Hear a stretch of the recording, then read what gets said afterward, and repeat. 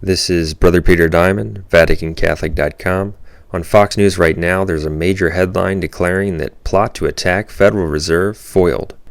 As we've pointed out in the past, when you hear about these so-called plots that they foil, in almost every case, the reason they foiled it is because FBI or government agents were the ones running the plot. They concocted the plan, they organized the plot, they supplied the materials that were supposedly going to be used in the plot. They are called agent provocateur events.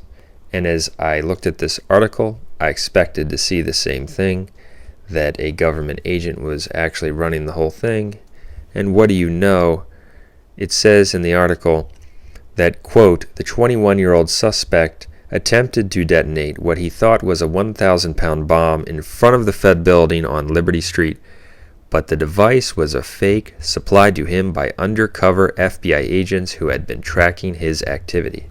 There you go. It was an agent provocateur event.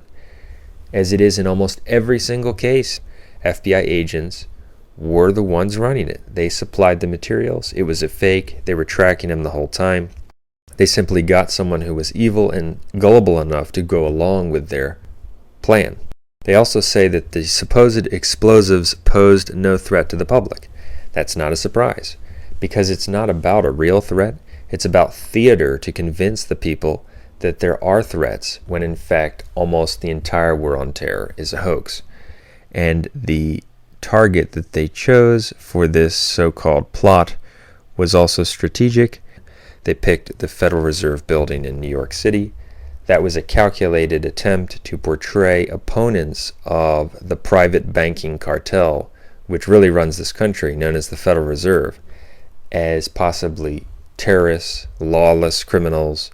So don't believe the hype, don't believe the propaganda, and when you hear about these so-called plots, look at the article, and you will see in almost every case that it's run by government officials.